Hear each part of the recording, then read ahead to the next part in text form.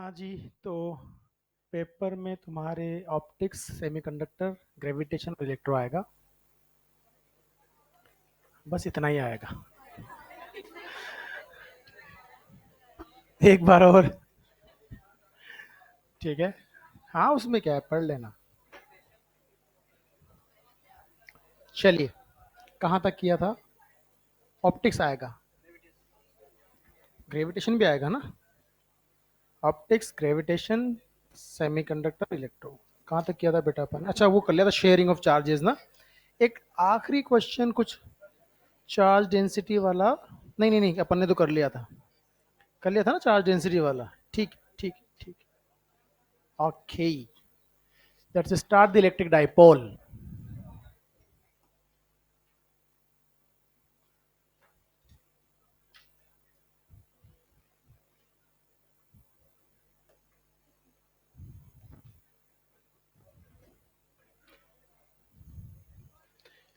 पढ़े, लिखिए। अ system of equal and opposite charge pair,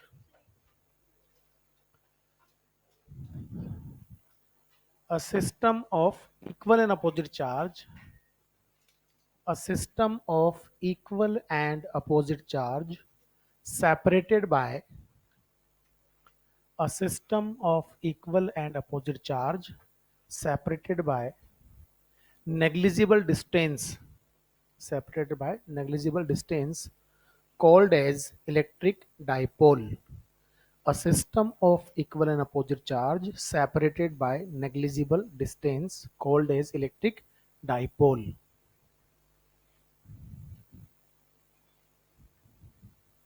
आगे लिखिए। A physical quantity associated with dipole, a physical quantity associated with dipole is known as, a physical quantity associated with dipole known as dipole moment, known as dipole moment, which is vector quantity, which is vector quantity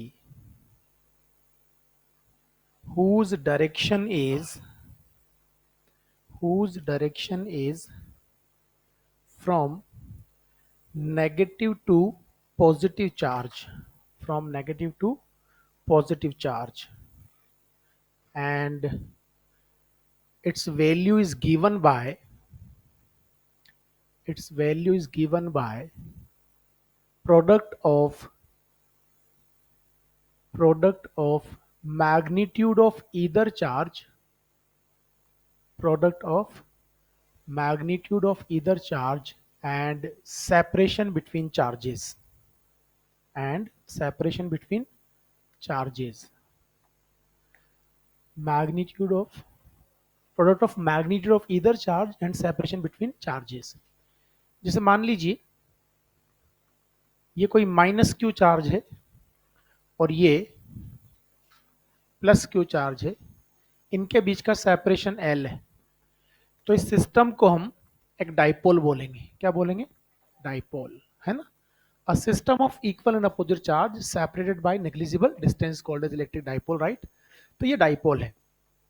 अब इस dipole से associated एक physical quantity होती है जिसको हम बोलते हैं डाइपोल मोमेंट, पी से डिनोट करते हैं, स्मॉल पी से, जिसकी वैल्यू किसी भी एक चार्ज का magnitude multiplied by separation between two charges होती है, राइट।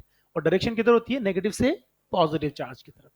डेफिनेटली इसकी जो एसआई यूनिट होगी वो क्या होगी बताइए? कूलम इंटू मीटर ना। केमिस्ट्री वाले क्या बोलते हैं? डिबाई। केमिस्ट्री वाले क्या बोलते हैं? डिबाई। आई बात समझ में? तो ये बहुत बेसिक चीज है। देखो, केमिस्ट्री से कंपेयर मत करना ना, उनका जो डाइपोल होता है उसका डायरेक्शन पॉजिटिव से नेगेटिव तरफ होता है, हमारे डाइपोल मोमेंट का डायरेक्शन नेगेटिव से पॉजिटिव। हमारे पास अपना लॉजिक है, उनके पास अपना लॉजिक होता है, दोनों जस्टिफाई होती है अपनी जगह। जैसे वो आप थर्मल फिजिक्स पढ़ते हो तो थर्मोडायनेमिक्स में उनका जो वर्क डन बाय गैस है वो नेगेटिव होता है, हमारा वर्क डन बाय गैस, तो हमारा लॉजिक बहुत अलग है। हम सिंपल बात करते हैं कि मान लीजिए आप किसी भी कंटेनर में गैस को फिलअप कर देते हैं और इसका एक पिस्टन लगा हुआ है। अब मान लीजिए इस गैस का मैं टेम्परेचर राइज करवाता हूं, तो टेम्परेचर राइज करने पर इसकी आरएमएस स्पीड बढ़ती है। आरएमएस स्पीड बढ़ने की वजह से इस गैस की पिस्टन जो है इस पे टकराने वाले मॉलिक्यूल्स का मोमेंटम ट्रांसफर बढ़ता है और प्रेशर बढ़ता है। प्रेशर के बढ़ने की वजह से जो फोर्स लगेगा ऊपर की तरफ वो प्रेशर मल्टीप्लाई बाय एरिया होगा, और इस प्रेशर से ये पिस्टन डिस्प्लेस हो गया ऊपर in the direction of applied force. Force किधर लगा बताइए? ऊपर। डिस्प्लेसमेंट किधर आया? तो आप मुझे बताइए, जब ये पिस्टन ऊपर चलेगा तो एक्सपांशन होगा ना, तो ये वर्क कौन कर रहा है? गैस कर रही है। और जब फोर्स और डिस्प्लेसमेंट सेम डायरेक्शन में तो वर्क डन क्या आता है? पॉजिटिव। तो हमारा लॉजिक ये होता है। उनका लॉजिक होता है कि साहब वो कहीं ना कहीं इंटरनल एनर्जी से उसको रिलेट करके बात करते हैं, तो अपनी जगह पे ठीक है, हम अपनी जगह पे ठीक है। यहाँ पे भी हमारा जो डायपोल मोमेंट का डायरेक्शन है वो माइनस से प्लस की तरफ है, उनका प्लस से माइनस की तरफ होता है। हम जब टॉर्क पढ़ेंगे तो हम बात करेंगे हम माइनस से प्लस की तरफ क्यों लेते हैं, राइट। उनका अपना लॉजिक है, वो अपनी जगह पे बात करेंगे। है, ये तो डायपोल मोमेंट की बात कर ली। अब सिंपल सिंपल चीजें होती है। मान लो आपको एग्जांपल के लिए मैं बात करूं कि मेरे पास एक सिस्टम है, इस तरह का कोई भी सिस्टम है,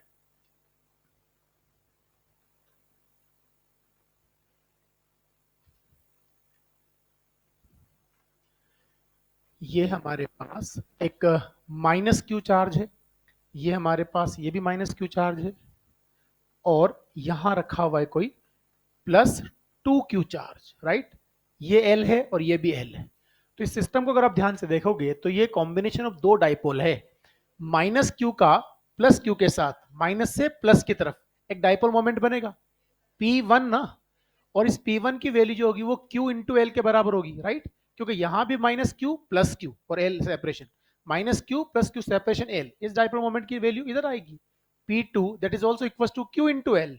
आप मुझे बताइए क्या ये डाइपोल मोमेंट P1 जो कि P के बराबर है और ये डाइपोल मोमेंट जो कि P2 again equal to P 90 degree पे है, तो रिजल्टेंट कितना मिलेगा आपको? रूट टू पी ना। This is the P resultant and P is equal to Q into L. तो ये हो जाएगा root of L. So this will be the dipole moment of this system. नहीं समझ में आई बात? बनाओ इसको, फिर आगे बात करते हैं हम लोग।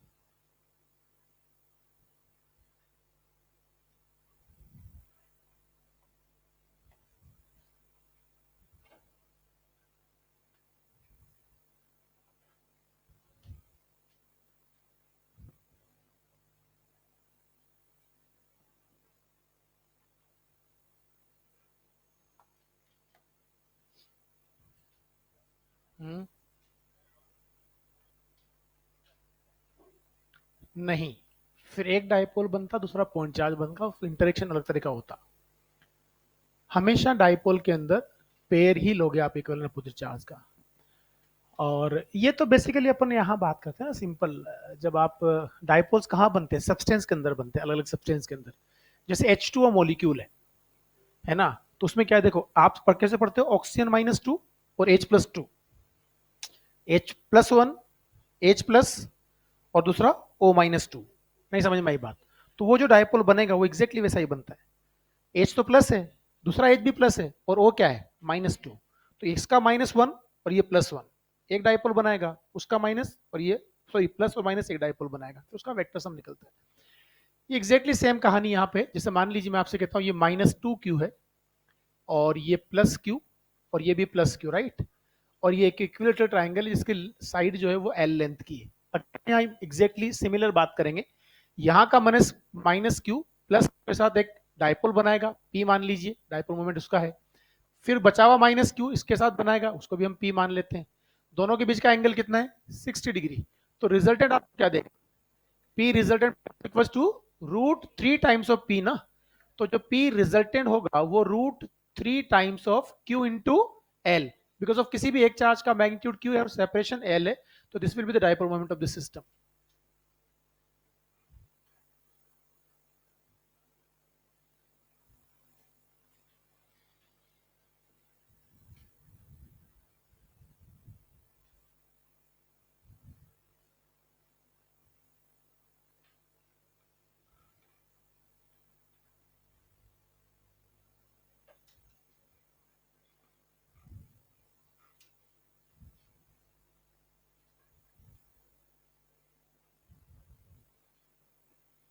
बढ़े, लिखिए electric field intensity due to the dipole, electric field intensity due to the dipole, electric field intensity due to dipole. सबसे पहले लिखेंगे at its axial point,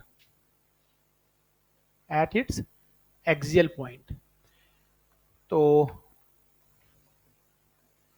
at its axial point, right. ये मेरे पास एक माइनस क्यू चार्ज है, ये हमारे पास एक प्लस क्यू चार्ज है, और इनके बीच का जो सेपरेशन है वो हम 2a कंसिडर कर रहे हैं to make the calculation easy. ये a है और ये भी a है।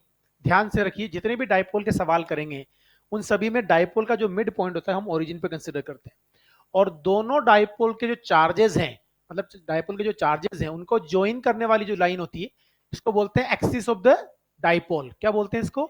Axis of the dipole. एक बात दिमाग में क्लियर कर लीजिए, जब भी वो इलेक्ट्रिक फील्ड ऑफ डायपोल की बात करता है, आपके डायपोल की डेफिनेशन में आपने क्या लिखा था? Two equal and opposite charges separated by negligible distance. तो इनके बीच का डिस्टेंस बहुत छोटा होता है। तो जब आप एक्सिस की बात करते हो फील्ड की, तो या तो आप यहां बात कर रहे हो या यहां बात कर रहे हो, बीच में बात मत कर लेना। हेलो, कहां बात करते हो? दोनों चार्जेस के बाहर, उनको एक्सियल पॉइंट्स बोलते हैं। क्योंकि कोई भी सवाल आएगा तो उसको दिमाग में रख के करना, बच्चे यहां फिर उल्टा कर देंगे। आप मुझे बताइए, ये मेरे पास माइनस है, ये प्लस है, क्या डायपोल मोमेंट का डायरेक्शन इधर मिलेगा पी? वो तो राइट वर्ड मिला ना आपको। अब एक काम करते हैं, हम यहाँ कोई पॉइंट कंसिडर कर लेते हैं। इस पॉइंट पर मुझे इंटेंसिटी ऑफ इलेक्ट्रिक फील्ड चाहिए। मान लीजिए ये जो पॉइंट है उसका यहां से इसके ओरिजिन से यानी मिड पॉइंट से जो डिस्टेंस है वो आर है। कितना डिस्टेंस है ये? आर।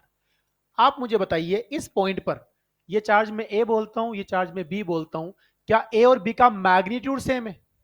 पर ये चार्ज नजदीक है तो इसका जो फील्ड होगा away from the charge E B, वो बड़ा होगा ना, और जो ई ए होगा वो छोटा होगा। कौन सा फील्ड बड़ा है बताइए? ई बी ना। तो नेट फील्ड किधर मिलेगा, राइट वर्ड या लेफ्ट वर्ड? Right word. अगर राइट वर्ड मिलेगा तो डेफिनेटली इसका डायपोल मोमेंट भी राइट वर्ड है और फील्ड भी किधर मिला? Right word. अब आप इस पॉइंट पर आ जाइए, यहां बात करेंगे तो इस ए चार्ज का जो कि नेगेटिव है उसका फील्ड ज्यादा स्ट्रांग होगा ना, उसका फील्ड अवे छोटा होगा, तो नेट फील्ड किधर मिलेगा? राइट वर्ड ही मिलेगा। तो चाहे आप यहां बात करें चाहे यहां बात करें, इसके और नेट फील्ड के बीच का एंगल क्या होगा? Zero. Both will be parallel to each other. पर गलती से आप अंदर बात कर लोगे तो पॉजिटिव का फील्ड इधर है, नेगेटिव का इधर है, वो एंटी पैरेलल हो गए। नहीं समझ में आई बात? तो जब सवाल पूछा जाएगा कि डायपोल के किस जगह पर उसका जो फील्ड होता है, डायपोल मोमेंट होता है, उनके बीच का एंगल जीरो होता है और कहां 180 होता है, तो जब हम जीरो की बात करेंगे तो एक्सियल पॉइंट्स की बात करेंगे। मैं आपसे क्लियर कर रहा हूं, एक्सियल पॉइंट पे जब फील्ड की बात करते हैं तो दोनों चार्जेस के बाहर वाले पॉइंट्स की बात की जाती है, कभी भी दोनों चार्जेस के बीच में बात, क्योंकि आपकी डेफिनेशन में छुपा हुआ है कि दो चार्जेस जो है वो नेग्लिजिबल सेपरेशन से सेपरेटेड हैं। असल में कोई भी मॉलिक्यूल या एटम होता है वो डायपोल में कन्वर्ट होता है। तो मुझे बताइए मॉलिक्यूल और एटम का साइज क्या होता है? एंगस्ट्रॉम के ऑर्डर का। जब उसको एक्सटर्नल फील्ड में रखा जाता है, उसका पोलराइजेशन हो जाता है, जब वो डायपोल बनता है, तो बेटा डायपोल का साइज भी तो एंगस्ट्रॉम के ऑर्डर का ही होगा। तो उस एंगस्ट्रॉम में अंदर कहां से फील्ड निकालोगे आप? समझ में आ गई बात? तो जब भी हम एक्सियल फील्ड की बात करते हैं तो आप दोनों चार्जेस के बाहर किसी पॉइंट की बात कर रहे हो। अब मैं नेट फील्ड की बात करता हूं। आप मुझे बताइए ई एट द एक्सिस जब मैं निकालूंगा तो क्या इसकी वैल्यू ई बी माइनस ई ए होगी? बोलो भाई, ई बी की वैल्यू कितनी? के क्यू बाय आर माइनस ए का होल स्क्वायर। यहां से इसका जो डिस्टेंस है आर माइनस ए है, और यहां से कितना डिस्टेंस है? आर प्लस ए। तो ये कितना मिलेगा? के क्यू अपॉन आर प्लस ए का होल स्क्वायर। चलिए बताइए, ई एट द एक्सियल पॉइंट, क्या हम के क्यू को बाहर ले सकते हैं? और अंदर जो मुझे आर्ग्यूमेंट मिला, इसका सोल्यूशन क्या मिलता है? R square minus A square का, और ऊपर बता दो 4AR। मैंने एक दिन कैलकुलेट करके बताया था। हाँ ठीक है, सुनिए ध्यान से। यहां हम लिखेंगे के क्यू और थोड़ा इसको रीअरेंज करेंगे, बल्कि इसको भी अपन एक काम करते हैं। ये के है, यहां से क्यू उठा रहा हूं और यहां से 2A उठा रहा हूं, तो क्या हो जाएगा? ये Q into 2A into are ना, 2 यहां लिख देंगे। समझ में आ गई बात? अब बताइए नीचे क्या मिला? R square minus A square का, ये E एट एक्सियल पॉइंट मिला, क्या ये P है? Q इंटू टू है ना, क्या लिखूं यार, 2kpr upon R square minus A square का whole square. This is the exact result. आप सुनिएगा ध्यान से, यह सवाल बेटा ऑलरेडी पूछा जा चुका है, बच्चों ने गड़बड़ किया था। सुनो ध्यान से, क्या डाइपोल की डेफिनेशन में आपने ये बोला है कि A is very very small as compare to the R? बोला है ना? तो आप मुझे बताइए, क्या ए स्क्वायर को हम नेग्लिजिबल मान लेंगे? अगर मैं ए स्क्वायर को नेग्लिजिबल मानूंगा तो आर की पावर क्या हो जाएगी? ऊपर आर है, तो बताओ ई एट एक्सिस क्या मिला? 2kp/r³, जिसको वेक्टर फॉर्म में अगर मैं लिखना चाहूंगा तो E एट ए लिखा जाएगा 2kp/r³, और ये r is the unit vector. यहां साइन पॉजिटिव आएगा। आप मुझे बताइए, what is the angle between E vector and P vector? Angle between E vector and P vector is what? 0 degree. That means both are parallel to each other. हर एक line पे सवाल है, दोनों एक दूसरे क्या होंगे? पैरेलल। अब जो गलती होती है उसको सुनना ध्यान से। अगर वो डाइपोल वर्ड यूज करे, क्या वर्ड यूज करे, तो हम आंखें बंद करके एक्सियल पॉइंट पे फील्ड का फॉर्मूला ये यूज करके न्यूमेरिकल सोल्व कर सकते हैं। पर वो तमीज से बोल दे, two equal and opposite charges are separated by distance this, और मुझे इस डिस्टेंस में फील्ड चाहिए, तो गलती मत कर देना। पता है क्या होता है, ये सवाल किस तरह से आया था कि उसने कहा दो चार्जेस के बीच का सेपरेशन इतना है, और उसने उनके मिड पॉइंट से किसी डिस्टेंस में फील्ड निकालने के लिए बोला आपसे। हेलो, अब बच्चों ने उसको मान लिया डाइपोल, और डाइपोल मान के 2kp/r³ से न्यूमेरिकल को सोल्व किया, जो कि ऑप्शन में अवेलेबल था। लेकिन वो जो सवाल दिया था उसमें ए और आर कंपेरेबल था, ए नेग्लिजिबल नहीं था। और अगर ए नेग्लिजिबल नहीं तो फॉर्मूला ये लगेगा। कुछ समझ में आई बात? अगर वो आपसे कह दे कि यार दो डाइपोल्स के बीच का सेपरेशन 2 मीटर है, कितना मीटर है, और मुझे उनके मिड पॉइंट से 5 मीटर डिस्टेंस पर क्या चाहिए? फील्ड। भाई आप 2 मीटर को 5 मीटर के कंपैरिजन में नेग्लेक्ट नहीं कर सकते। कुछ समझ में आई बात क्या हुआ? तो रात दिन का डिफरेंस आ जाएगा आपके आंसर के अंदर। तो याद करिए, अगर वो सिर्फ डाइपोल वर्ड यूज करता है कि साहब आपको इलेक्ट्रिक फील्ड कैलकुलेट करना है डाइपोल की एक्सिस पर, तो फिर आप आंखें बंद करके इसको सोल्व करके निकाल सकते हो कि डाइपोल अपना आप में नेग्लिजिबल सेपरेशन सेपरेटेड होता है।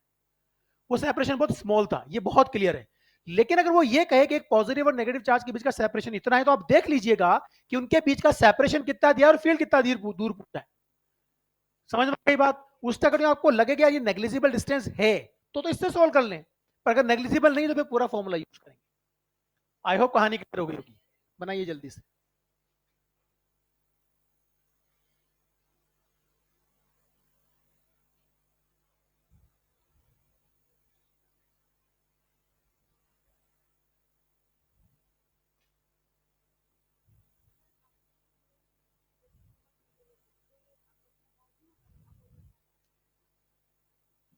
डाइपोल दो तरह के होते हैं।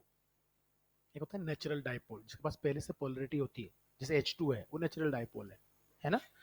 पर कुछ डाइपोल होते हैं जो एक्सटर्नल को फील्ड को अप्लाई करने पर आते हैं। तो अब याद करो, मैंने आपको समझाया था कि एक अपने पास सिमेट्रिक एटम है, ये एक प्लस चार्ज है और इसके around negatively charge electron revolve कर रहा है।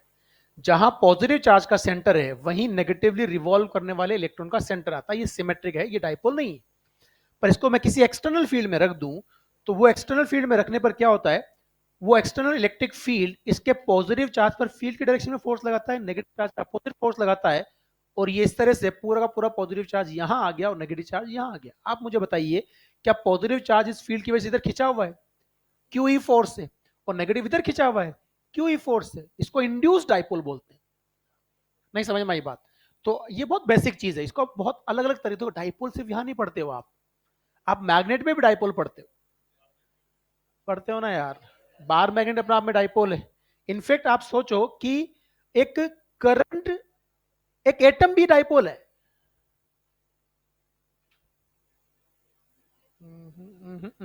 नहीं नहीं नहीं नहीं, रुक जाओ। हेलो, एक बात बताइए मेरे को, कोई चार्ज फ्लो हो रहा है या मूव कर रहा है तो क्या करंट बनाएगा? बताओ ना। पॉजिटिव चार्ज जिधर बहता है या चलता है उधर ही करंट होती है, और जिधर नेगेटिव चार्ज चलता है उसके अपोजिट होती है। कहानी क्लियर? एक बात बताइए, मेरे पास ये लूप है, करंट कैरिंग लूप, ऐसे इसमें क्लॉकवाइज करंट फ्लो रही है। कैसे फ्लो रही है? तो आपकी तरफ से देखने पर अगर क्लॉकवाइज है ये करंट, तो बताइए अब क्या है ये? एंटी क्लॉकवाइज ना। तो जो करंट एक लूप में क्लॉकवाइज होती है, दूसरी तरफ से एंटी क्लॉकवाइज होती है। और अगर क्लॉकवाइज करंट है तो वो साउथ पोल होता है, और एंटी क्लॉकवाइज करंट क्या होता है? North pole. तो हर एक इलेक्ट्रॉन, अगर सुनना ध्यान से, अगर इलेक्ट्रॉन ऐसे क्लॉकवाइज रिवॉल्व कर रहा है तो उसकी करंट किधर आएगी? Anti clockwise. तो ये पोल कौन सा बनेगा? नॉर्थ। और क्या बनेगा? साउथ। तो वो मैग्नेटिक डाइपोल है। नहीं समझ में आई बात? तो ऐसे क्या होता है, जितने भी एटम्स होते हैं उनका कुछ का डाइपोल मोमेंट आ भी सकता है और ना भी आए। नेचुरली डाइपोल मोमेंट एग्जिस्ट कर भी सकता है और ना भी करे। उनके अकॉर्डिंग फिर वो डोमेन्स बनते हैं और पैरामैग्नेटिक डायमैग्नेटिक दुनिया बनती है अलग तरह की। वो सेम ही कहानी है, अलग अलग नहीं है। पर यह बात क्लियर है, कैसी कोई करंट कैरिंग लूप नहीं है जिसमें दोनों तरफ से देखने पर करंट क्लॉकवाइज ही दिखे। एक तरफ अगर क्लॉकवाइज है, दूसरी तरफ 100% वो, तो वहां आप वो कहते हैं ना कि यहां मोनोपोल, ये तो टूट जाएगा ना। याद करो ब्रेकडाउन पड़ा था, इलेक्ट्रिक फील्ड ज्यादा स्ट्रॉन्ग लगा देंगे, टूट जाएगा ना। तो पॉजिटिव चार्ज अलग हो गया, नेगेटिव अलग हो गया। Now dipole becomes converted into the monopoles. बोलो ना भाई। पर क्या आप मैग्नेट में ही कर सकते हो? पॉसिबल ही नहीं है। वहां पर मैग्नेटिक मोनोपोल पॉसिबल, यहां पॉसिबल होते हैं। कोई बात नहीं। डाइपोल जिसके दो पोल हो, एक पॉजिटिव दूसरा नेगेटिव, वहां पे मैग्नेट के अंदर नॉर्थ नेगेटिव नहीं होता, पॉजिटिव होता है। नॉर्थ पोल का बिहेवियर कैसा होता है? Like a positive. एक बात बताओ, आपको थोड़ा आइडिया होगा, नॉर्थ पोल से मैग्नेटिक फील्ड लाइन बाहर निकलती है और यहां पॉजिटिव से बाहर निकलती है, साउथ पे एंटर करती है या नेगेटिव पे एंटर करती है। तो वहां साउथ पोल का बिहेवियर कैसा है और नॉर्थ पोल का बिहेवियर कैसा है? नहीं समझ में आया। कोई बात नहीं, अपन तो यहां आ जाए। 2 kp/r³ हो गया? अरे हो गया ना? नहीं हुआ? हो गया? नहीं हुआ? हो ही गया होगा। अब सुनो,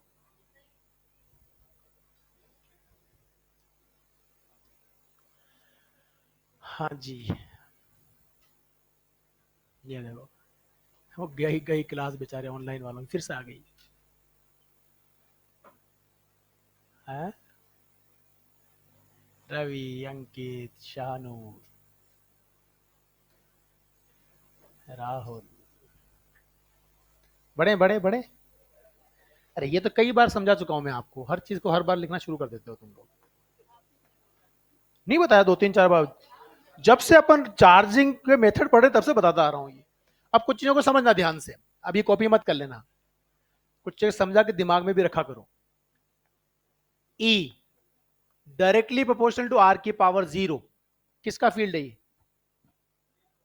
शीट का फील्ड यूनिफॉर्म होता है, डिस्टेंस पे डिपेंड। ई डायरेक्टली प्रोपोर्शनल r⁻⁻1,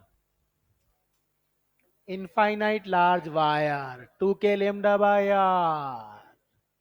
ई directly proportional r⁻², point charge.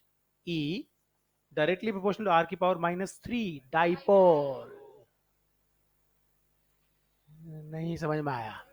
ये किसका फील्ड है? शीट का ना। ये किसका है? Line charge.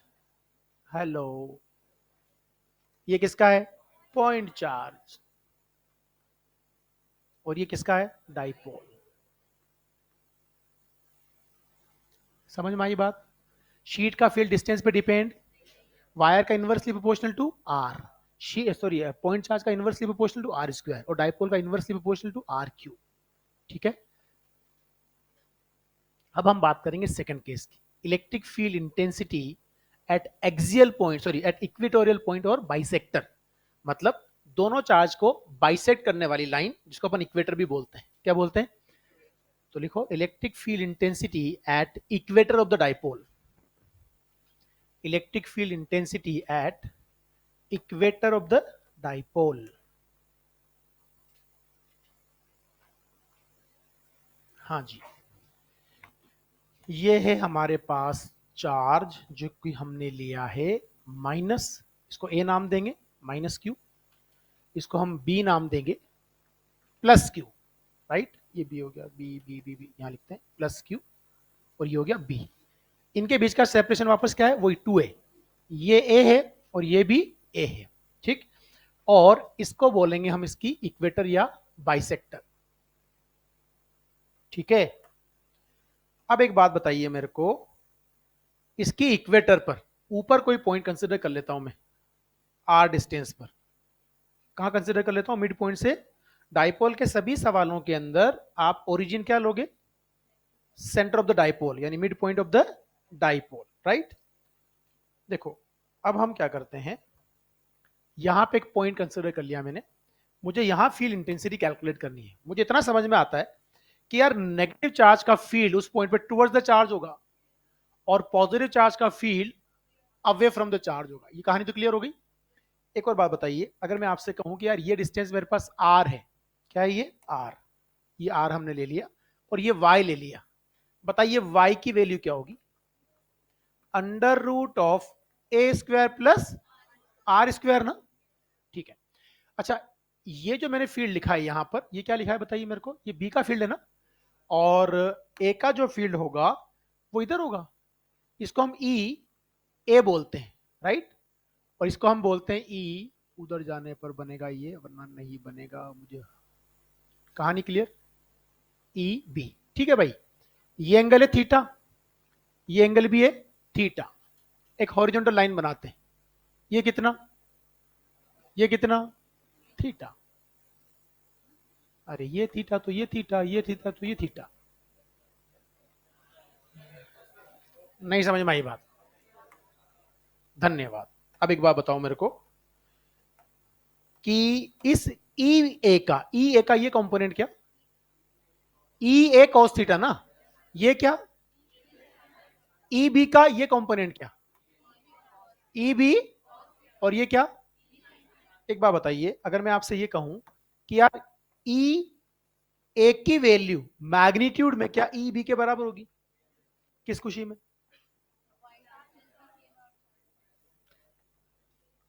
डिस्टेंस भी सेम है और चार्ज का, तो ये बात कब हो गया हमारे पास, इधर जो फील्ड आया वो E A cos theta plus E B cos theta आया, आया नहीं आया, ये क्या है बताइए, ई बी, आ जाना भाई, साइन थीटा, ये क्या है, ई ए साइन थीटा, क्या ये इक्वल एंड अपोजिट होंगे, अगर ई ए बराबर ई बी है तो ये कैंसिल हो जाएंगे ना, बोलो भाई। अब बताइए एक्सियल पॉइंट पर, सॉरी इक्वेटोरियल पॉइंट पर नेट फील्ड क्या मिलेगा, क्या इन दोनों की वैल्यू 2 ई ए कॉस थीटा के बराबर होगी, तो लिख दूंगा 2 ई ए कितना, के क्यू बाय, और कॉस थीटा कितना,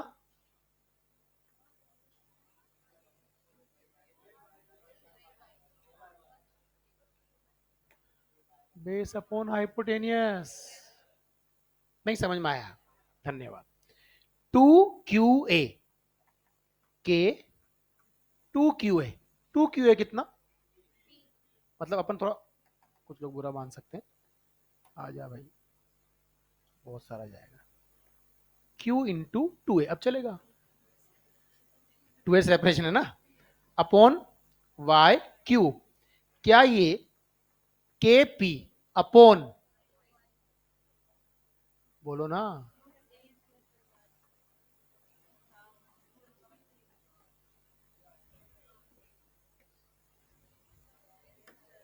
पावर 1/2 और 3/2 हो गए ना, नहीं समझ में आया। अब जरा मुझे बताइए again, from the definition of the dipole we can say a is very very small as compare to the r, तो a स्क्वायर क्या हो जाएगा, अगेन नेग्लिजिबल ना, तो जैसे इसको नेग्लेक्ट करोगे 2 से 2 रवाना, कितना मिला, क्यूब बचा ना, तो E at equator becomes equal to what, KP upon R cube, ये कहानी क्लियर।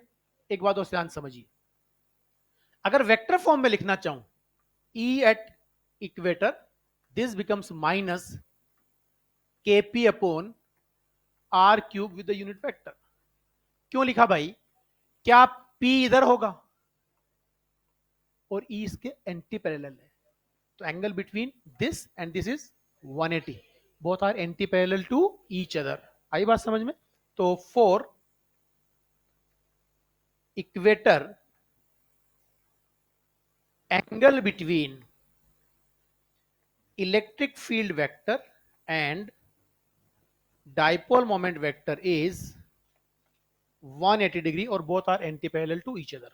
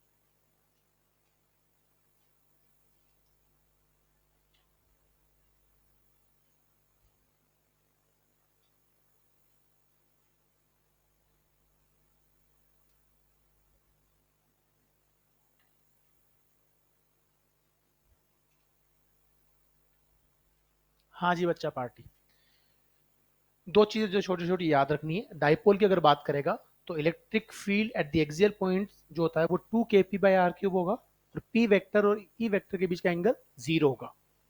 ठीक है। जब अपन एक्सियल पॉइंट की बात करते हैं तो फील्ड हम डाइपोल के बाहर एक्सिस पे निकाल रहे होते हैं, दो चार्जेस के बीच में चार्ज फील्ड की बात नहीं करते। लेकिन जब हम एंगल बाइसेक्टर बोलते हैं या हम बोलते हैं इक्वेटर, तो एग्जैक्टली मिड पॉइंट के परपेंडिकुलर जो लाइन पास होती है वहां हम बात कर रहे होते हैं किसकी? फील्ड की। आई बात समझ में? तो अगर हम किसी भी इक्वेटोरियल पॉइंट की बात करेंगे तो इलेक्ट्रिक फील्ड इंटेंसिटी और डाइपोल मोमेंट के बीच का एंगल कितना आएगा? 180। और रिजल्ट क्या मिलेगा? KP by R cube. अब यहां बेटा दो तरह से सवाल पूछा जाता है। एक पूछा जाता है what is the ratio of E A and E. The answer is 2:1। वो 2 kp बाय आर क्यूब और ये kp बाय आर क्यूब। दूसरा समझना, the value of E A और ई वेक्टर फॉर्म, तो आंसर आएगा -2:1। ये माइनस क्या बताता है? कि दोनों फील्ड एक दूसरे के एंटी पैरेलल है। ये मैग्नीट्यूड का रेशियो है तो 2:1 है, पर वेक्टर फॉर्म में दोनों एंटी पैरेलल है ना, एक प्लस एक्स की तरफ है दूसरा माइनस एक्स की तरफ है, और दोनों ही सवाल पूछे जा चुके हैं। जब ये पूछा था तो ये भी आंसर में था, तो this is the right answer. Vector form में जब भी बात करेगा आंसर विल बी व्हाट? -2:1।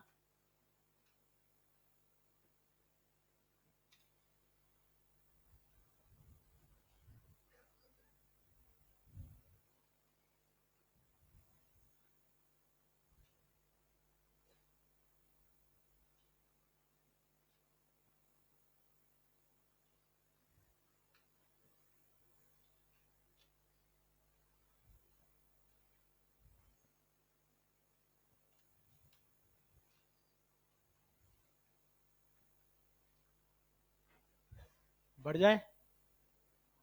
नहीं बढ़ते हैं, नहीं बढ़ेंगे।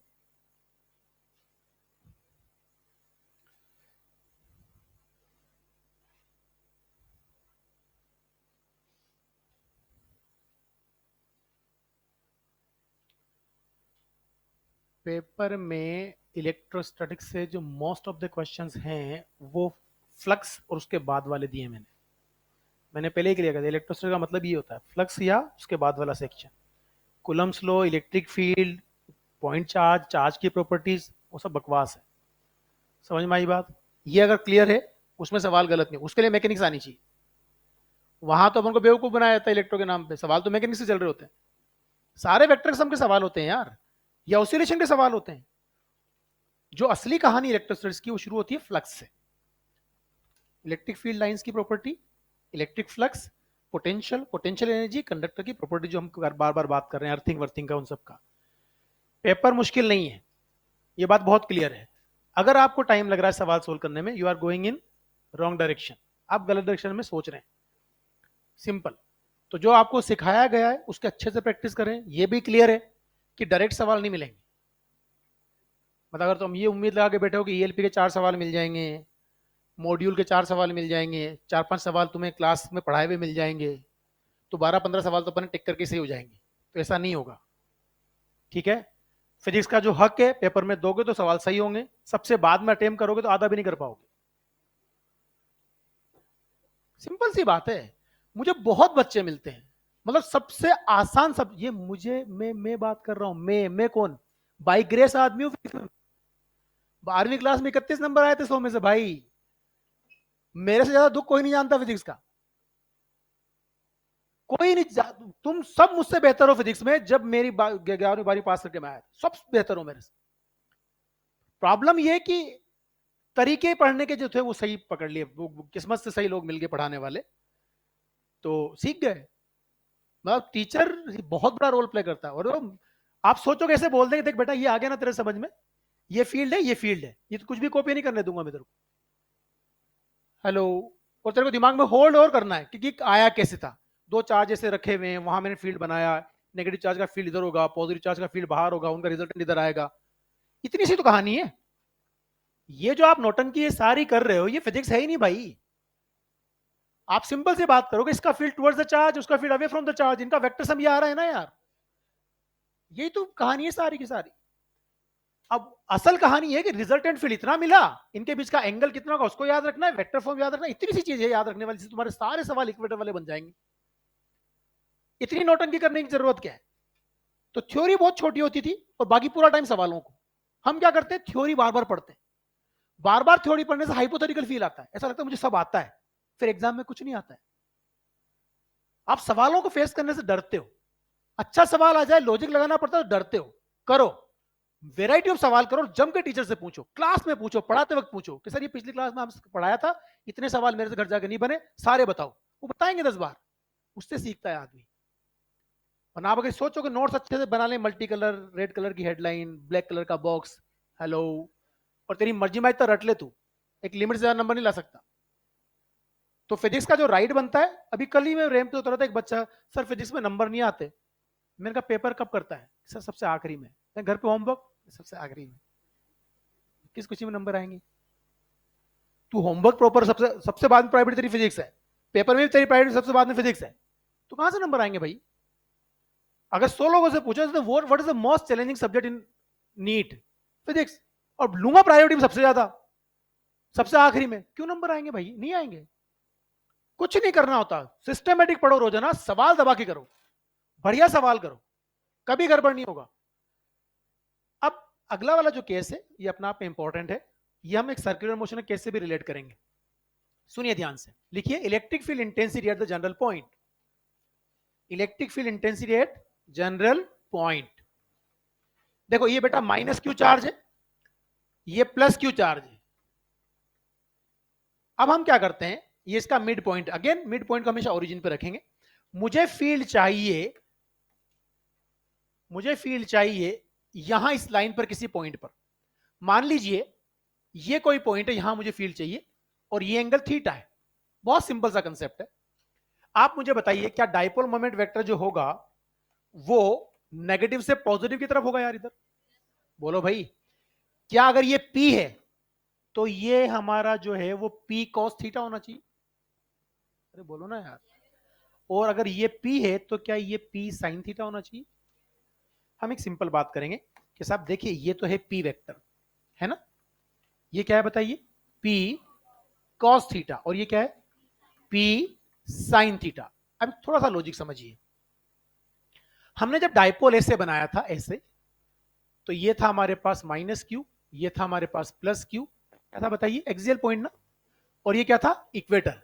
डाइपोल मोमेंट इधर था क्या, क्या इलेक्ट्रिक फील्ड इधर था क्या, एक्सियल, बोलो भाई, क्या ये इधर था। तो जहां पर P और E एंटी पैरेलल होते हैं वो इक्वेटर है, और जहां दोनों पैरेलल होते हैं वो एक्सियल है। सिंपल कहानी। मैंने अपने डाइपोल को दो टुकड़ों में तोड़ लिया, एक P cos थीटा, दूसरा P sin थीटा, तो मेरे दो डाइपोल बन गए। आप मुझे बताइए क्या इस पॉइंट पर इधर जो फील्ड आएगा E1 वो P cos थीटा की डायरेक्शन में है। तो P cos थीटा वाले डाइपोल का ये क्या बनेगा, एक्सियल, तो क्या बनेगा 2kp cos theta upon R cube, अगर ये डिस्टेंस आर है तो एक्सियल बन गया ना ये। क्या इसके एंटी पैरेलल इक्वेटर बनेगा? तो एंटी पैरेलल बना दिया मैंने ऐसे। मान लीजिए ये E2 है, तो E2 की वैल्यू क्या लिखूं? K P sine theta upon R cube. ये कहानी क्लियर? क्या इन दोनों का वेक्टर सम ऊपर मिलेगा कहीं? बोलो ना भाई, इधर मिला। This is the E resultant. ये भी ध्यान समझना, ये क्या है? ये ई रिजल्टेंट, जो कि इस एक्सिस से आर वेक्टर वाली लाइन से अल्फा एंगल पर है। किस एंगल पे? अल्फा। बहुत क्लियर है, सुनना मेरी बात को ध्यान से। आप मुझे बताइए, क्या E1 और E2 का वेक्टर सम ही E है? अगर मैं इस E को लिखना चाहूं तो बताओ कैसे लिखूंगा? E equal to under root of, शाबाश जल्दी बताओ, E1 square plus E2 square ना। जब इसका पूरे का स्क्वायर करूंगा और इसका भी पूरे का स्क्वायर करूंगा तो इनमें क्या चीज कॉमन है जो रूट से बाहर आ जाएगी? KP by R cube, KP by R cube. तो कैसा लिख सकता हूं कि केपी बाय आर रूट से बाहर आ गया और अंदर क्या बना जल्दी बताओ? साइन स्क्वायर थीटा प्लस 4 कोस स्क्वायर थीटा। इसको स्प्लिट करो, कोस square theta plus 3 cos square theta. नहीं समझ में आई बात? इसको क्या लिखूंगा? कोस स्क्वायर थीटा प्लस 3। तो साइन स्क्वायर थीटा प्लस यहां का एक कोस स्क्वायर, क्या बनेगा? 1। तो मुझे रिजल्ट क्या मिला? ई टर्म्स इक्वल्स टू, जल्दी बताओ, KP by R cube under root of 1 plus 3 cos square theta. क्या ऐसा कोई एक्सप्रेशन कहीं और जीवन काल में पढ़ा है? पढ़ा है? प्रोजेक्टाइल मोशन पर जब मैक्सिमम हाइट प्रोजेक्टाइल होता है तो उसकी एवरेज वेलोसिटी कितनी है? उसमें भी under root of 1 plus 3 cos square theta आता है।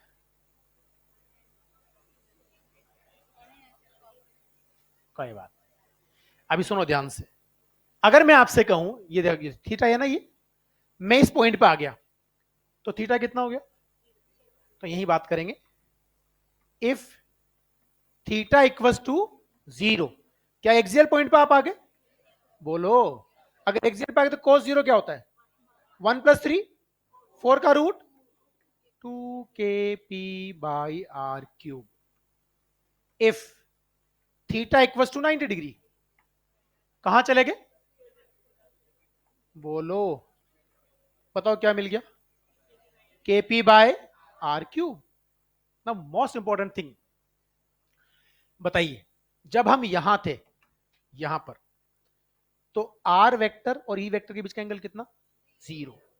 जब मैंने अपने आर वेक्टर को रोटेट किया 90 से, तो ई वेक्टर कितने से रोटेट हुआ? 180 से। अरे यार, नहीं समझ में आया? क्या हवा लगी? नहीं लगी। when r is equals to 0, sorry, theta is equals to 0, where we are? Axis पे ना? What is the angle between r and e? When we rotate our position vector with the angle, हम कहां आ गए? Equator पे। Field किधर चला गया? उल्टा चला गया ना। तो फील्ड ऐसे था, आप जब यहां है तो फील्ड ऐसे हो गया, तो फील्ड कितने से घूमा और आर कितने से घूमा? Same thing is happened in circular motion. सुनो ध्यान से, अब सुनना ध्यान से, यहाँ 3-4 केस आएंगे, बहुत तमीज से सीखना इन सबको में। एक बात बताओ, पेंडुलम का जो मोशन होता है सर्कुलर मोशन में, वो यूनिफॉर्म सर्कुलर मोशन या नॉन यूनिफॉर्म? बहुत बढ़िया, यूनिफॉर्म, वेरी गुड। वो गरीब चीख चीख के बोल रहा है कि मैं एक्सट्रीम पे रुकूंगा, मीन पे स्पीड बढ़ाऊंगा, और हम कह रहे हैं वो यूनिफॉर्म है। पेंडुलम को यहां से छोड़ोगे, यहां स्पीड क्या है उसकी? यहां स्पीड क्या होती है? फिर यहां क्या होती है? क्या स्पीड वेरिएबल है? तो इट इज यूनिफॉर्म या नॉन यूनिफॉर्म? धन्यवाद। ये लेंथ एल है, ये लेंथ एल है, आपने छोड़ा, हम यहां आ गए। सुनिएगा ध्यान से, यहां स्पीड क्या हो गई?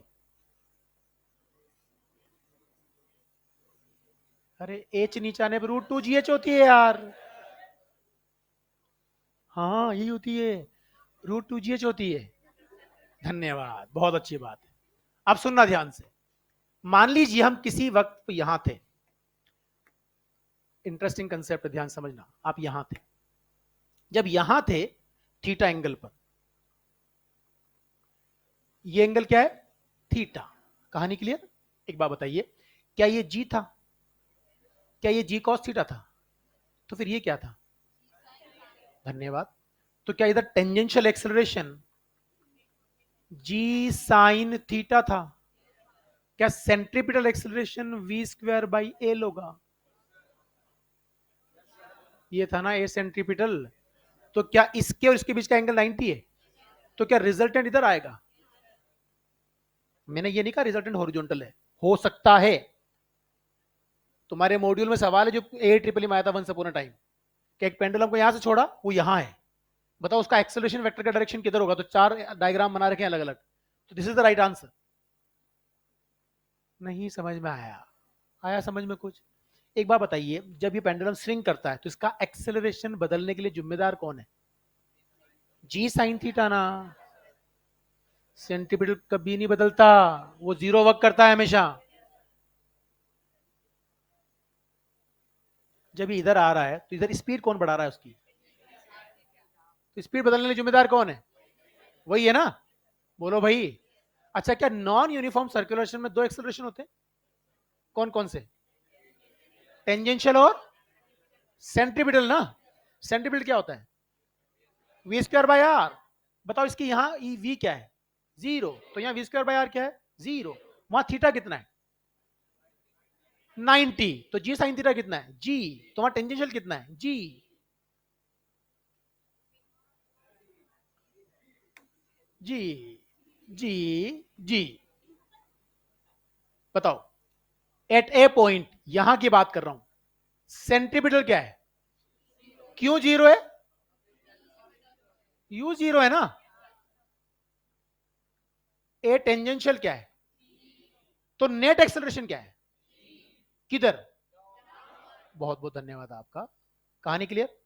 आप यहां आ गए। यहां थीटा कितना हो गया? थीटा यहां से नापते हैं। थीटा कितना हो गया? तो जी साइन जीरो क्या होता है? तो यहां पर ए टेंजेंशियल क्या हो गया? सेंट्रीपिटल के ऊपर होता है क्या? सेंटर की तरफ कितना? V square by.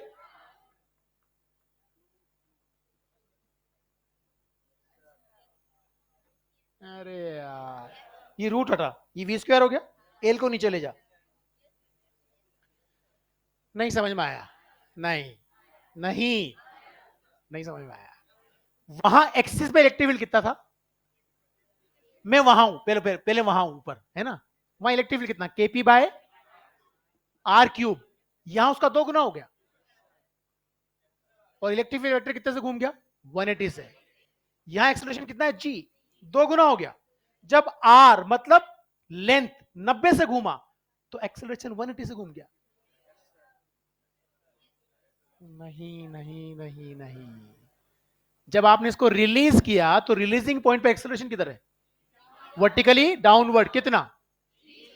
और लोअर मोस्ट पॉइंट पे किधर है? वर्टिकली अपवर्ड कितना? एक्सेलरेशन का मैग्नीट्यूड कितना बदला? डबल हो गया। डायरेक्शन कितना बदला? 180।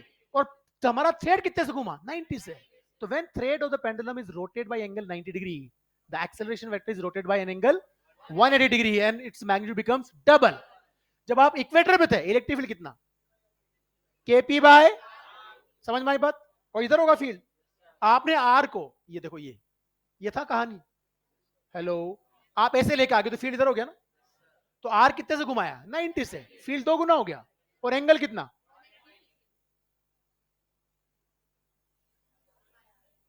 पहले वो छापो।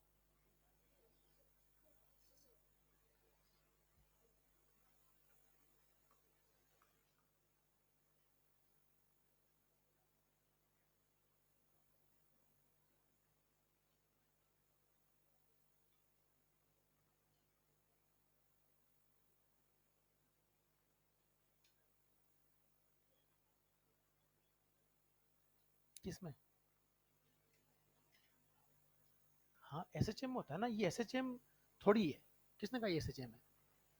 एसएचएम के लिए पेंडुलम को बहुत गरीब पड़ता है, 5 डिग्री। एसएचएम तब होगा जब इसका एम्पलीट्यूड ऑफ ऑसिलेशन 5 डिग्री से ज्यादा ना हो। मतलब आपका पेंडुलम लगभग लीनियर चले। ये देख रहे हो यहाँ पे, ये देख रहा है ये लाइन देख रहा है, ये समझ में आई बात?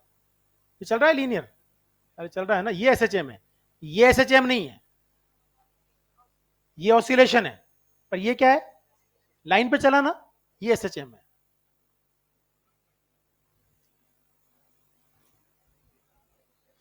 क्या हुआ? नहीं आया? कोई बात नहीं, हर चीज जरूरी थोड़ी आए।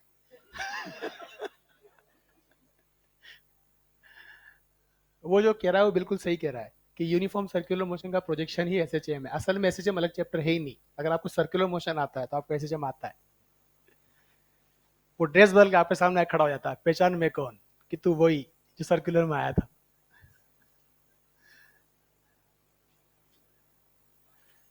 मैं कह रहा हूं ना, इतनी आसान है फिजिक्स।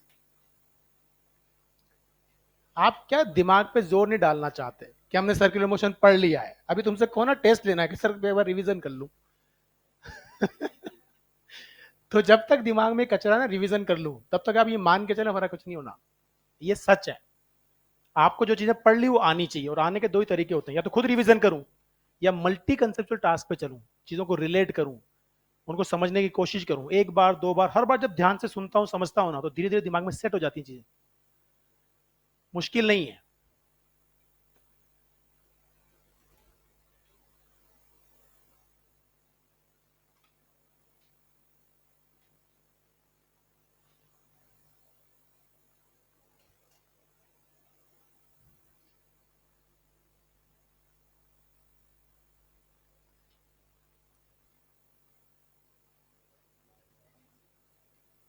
बढ़ जाए।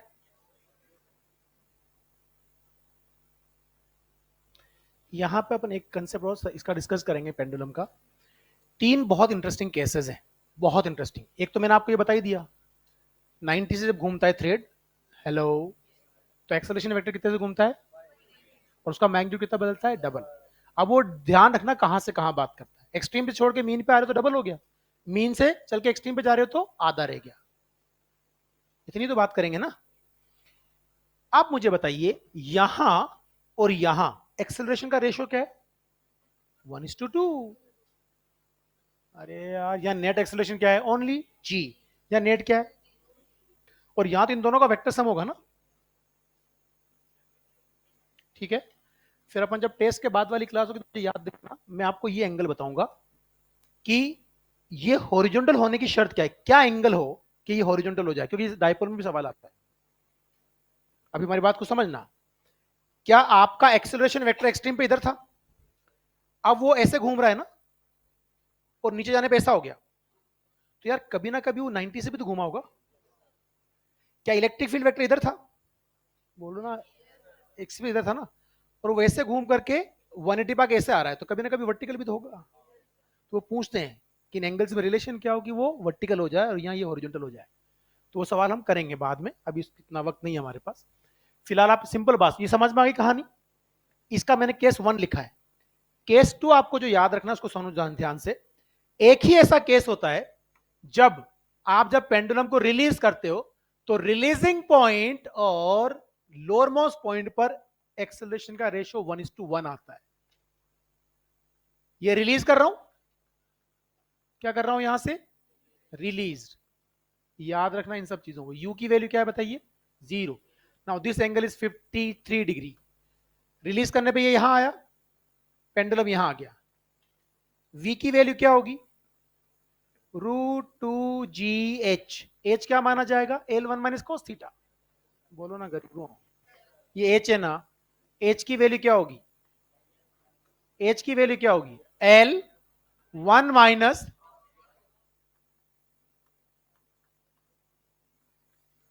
अरे कोस 53 3/5 होगा ना, तो ये कितना हो गया बताओ।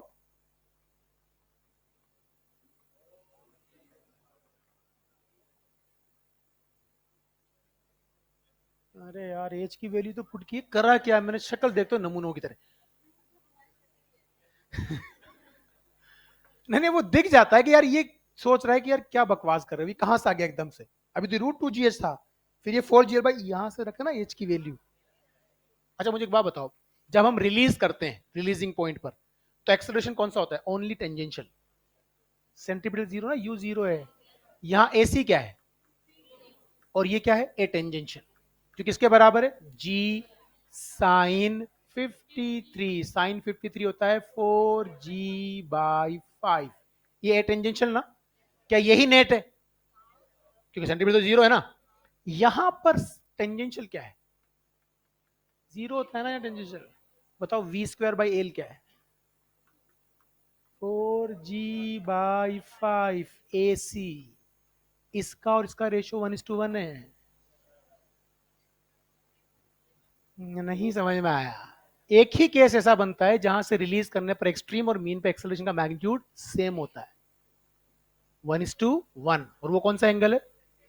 Just keep in mind, if a pendulum is released from the 53-degree angular position, its net acceleration at the time of release or at the time of maximum speed will be same। वहां tangential कितना? यहां, क्योंकि वहां जो tangents, असल बात तो दोनों एक्सेलरेशन परपेंडिकुलर होते हैं ना, तो नेट एक्सेलरेशन दोनों का वेक्टर सम होगा ना। पर वो एक्सट्रीम पे हमेशा नेट क्या होता है? वही क्या? टेंजेंशियल ना। सेंटीमीटर जीरो होता है, और यहां टेंजेंशियल क्या होता है? जीरो, और यहां सेंटीमीटर इतना होगा। तो क्या ये वैल्यू और ये वैल्यू एग्जैक्टली सेम है? तो अगर आप 53 डिग्री एंगल से रिलीज करते हो, तो रिलीजिंग पॉइंट और लोअर मोस्ट पॉइंट पर एक्सेलरेशन का जो मैग्नीट्यूड उसका रेशियो 1:1 आएगा। इसके अलावा कोई ऐसा एंगल नहीं बनता जहां ऐसा होता है। अगर एक ही एंगल ऐसा है ये जिसपे ऐसा होता है, तो सवाल पूछे जाते हैं। तो आपने इसको रिवर्स इंजीनियरिंग कर ली, इसलिए बहुत आसानी समझ में आ गया आपके, क्योंकि एंगल आपको पता था पहले से, मुझे पता था। नहीं समझ में आई बात? अगर आपको बिना इंफॉर्मेशन में पूछ ले, बता किस एंगल से रिलीज करूं कि एक्सट्रीम और मीन पर एक्सेलरेशन का मैग्नीट्यूड सेम हो, तो तोते उड़ जाएंगे सोल्व करते करते। पर ये क्योंकि स्टैंडर्ड केस है, और ऐसे स्टैंडर्ड केस डायरेक्टली पूछे जाते हैं, क्योंकि इन्फॉर्मेटिव है, आपको पता होना चाहिए। इन्फॉर्मेशन इतनी सी यार, एक ही एंगल ऐसा बनता है जहां पर 53 डिग्री पर एक्सट्रीम और मीन पे एक्सेलरेशन का मैग्नीट्यूड सेम आता है। 53 भाई। अब जिसको याद है वो टिक करके पढ़ लेगा, जिसको नहीं याद करता रहे सोल्व तू। कुछ समझ में आई बात? तो याद रखें इसको। वो केस भी हम करेंगे, कौन सा? कि अगर मैं 90 से रिलीज करूं, तो कितना एंगल वर्टिकल से बनाया वो, तब उसका हॉरिजॉन्टल एक्सेलरेशन बन जाए। आप अपने को अपने ना उसमें है सवाल, मॉड्यूल में सर्कुलर मोशन में देखना कि एक पेंडुलम को आपने यहां से रिलीज किया, वो इस पाथ को फॉलो करता है। जब वो यहां था, तो उसका एक्सेलरेशन किधर होगा? ऐसे बना रखें, 1 2 3 4, अलग अलग 4 डायग्राम है। फिर आप कहते हो साहब ये वाला सच है। क्यों सच है? क्योंकि यहां से छोड़ोगे तो यहां स्पीड होगी ना कुछ, तो सेंट्रीपिटल भी होगा, टेंजेंशियल भी होगा, उसका वेक्टर सम इधर आएगा। नहीं समझ में आई बात? और ये भी सवाल बनता है कि इस एंगल की वैल्यू क्या होगी, एग्जैक्टली हॉरिजॉन्टल हो। और ये भी सवाल बनता है यहां पर कि इस एंगल की वैल्यू क्या होगी, वो वर्टिकल बन जाए। एक और चीज यहां समझना ध्यान से, ये ट्राइंगल देख रहे हो आप, इस अल्फा के लिए परपेंडिकुलर क्या है? E2। अरे ये परपेंडिकुलर है ना, और बेस क्या है?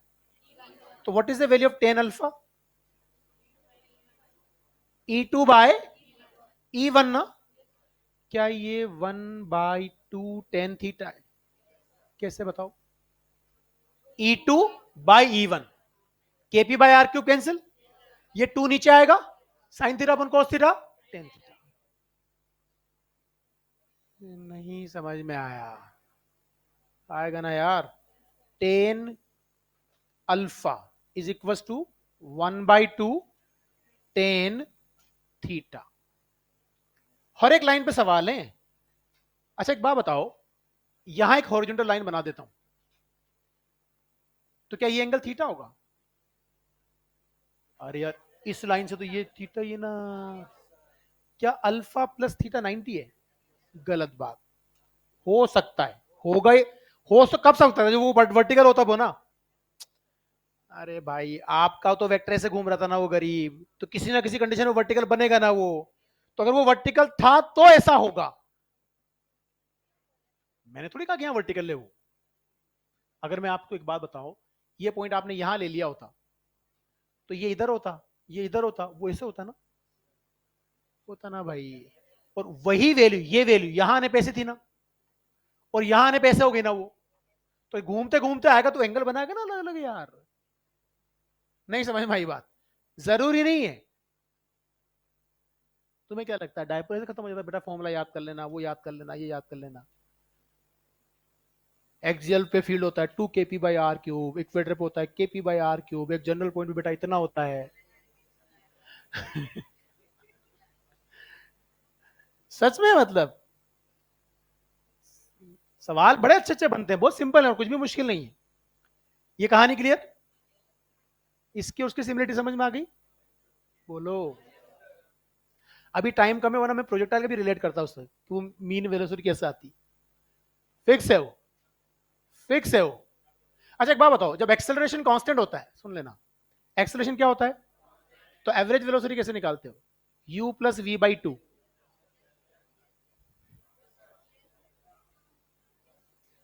याद ही नहीं है हमें। जब एक्सेलरेशन कांस्टेंट होता है तो एवरेज वेलोसिटी कैसे निकालते हो? u+v/2 ना। ये तो क्लियर हो गया ना कहानी? यार ऐसे मत करो फिर, तुम लोग जल्दी करो फिर इसको।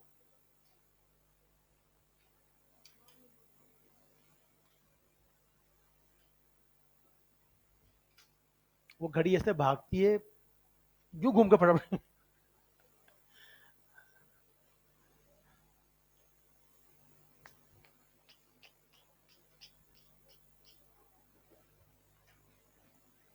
घड़ी बढ़े बढ़े नहीं बढ़े, यही बढ़ते हैं, इसको मिटा मिटू करके इसको मिटाते हैं यहां से।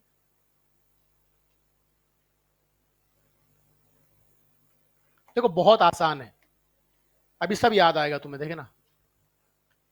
ये वाई एक्सिस, ये आवाज नहीं आनी चाहिए, पता है तुम्हें? हाँ, बहुत इंटरेस्ट से समझने की कोशिश करना।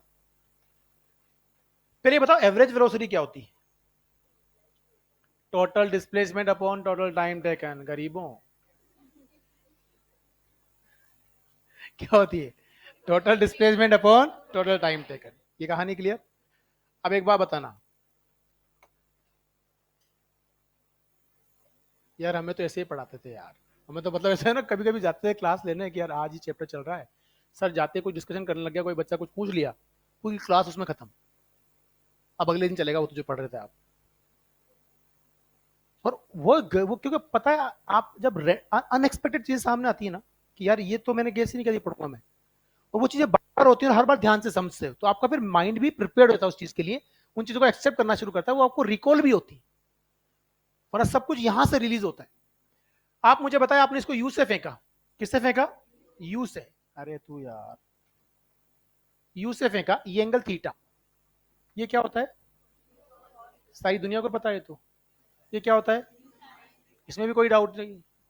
Acceleration A along the Y minus G है ना, नीचे की तरफ। ए अलोंग द एक्स क्या होता है? तो जब कोई भी चीज कांस्टेंट हो तो उसकी एवरेज और इंस्टेंटेनियस वैल्यू सेम होती है ना? नहीं समझ में आई बात? अगर कोई भी पैरामीटर कांस्टेंट हो तो उसकी एवरेज और इंस्टेंटेनियस वैल्यू सेम है। इसको यहां से छोड़ा, हेलो, तो यहां जी की वैल्यू कितनी है? जी। यहां कितनी है? यहां कितनी है? जमीन पे कितनी है? एवरेज कितनी है? जी। इंस्टेंटेनियस भी क्या? जी। नहीं समझ में आई बात? जो चीजें बदल रही होती हैं उनके लिए एवरेज इंस्टेंटेनियस के बराबर नहीं होती, पर कोई चीज अगर कांस्टेंट है तो एवरेज वैल्यू किसके बराबर होती है?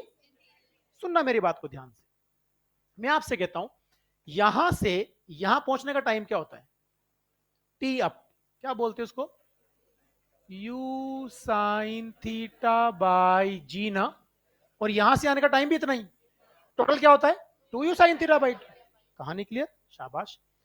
इसको आप क्या बोलते हो? रेंज ना। और ये रेंज क्या होता है? u cos theta into T ना। बोलो। आपने प्रोजेक्टाइल को यहां से फेंका ए से, ये मैक्सिमम हाइट वाला पॉइंट था बी, और ये पॉइंट था सी। जब वो ग्राउंड को हिट करेगा, तो ग्राउंड को हिट करते वक्त उसकी एवरेज वेलोसिटी कितनी है?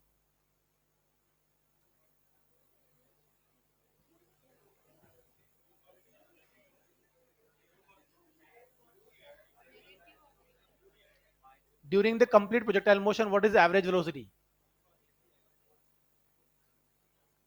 मैं सीधा सवाल पूछ रहा हूं, ड्यूरिंग द प्रोजेक्टाइल मोशन, यहां से फेंका, जमीन पर आगे गिर गया, गिरने तक एवरेज वेलोसिटी कितनी? You cos theta. अच्छा एक बात बताओ, यहां से यहां टपका, क्या ये डिस्प्लेसमेंट बना? क्या ये डिस्प्लेसमेंट है? टोटल टाइम ये है, तो टी से डिवाइड करना है इसको, यू कॉस थीटा नहीं मिला क्या?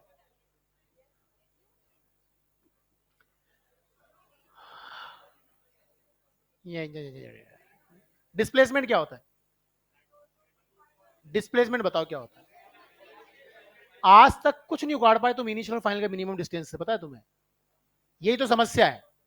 डिस्प्लेसमेंट अगर तुम देखो, 9th क्लास का बच्चा सब समझ में आती है बात, कि वो बेचारी टीचर उससे बोलती थी कि minimum distance between two point is called displacement, उसके समझ में आती है बात। हम बड़े हो गए भी, हमने वेक्टर पढ़ लिया। A vector joining initial to final point is the displacement. ये दिमाग में रखोगे तो इनिशियल देखोगे, फाइनल देखोगे, सीधा ज्वाइन करोगे, पता लग जाएगा डिस्प्लेसमेंट है। क्या कर लोगे शॉर्ट डिस्टेंस का? कुछ नहीं कर पाते कुछ भी। What is the displacement?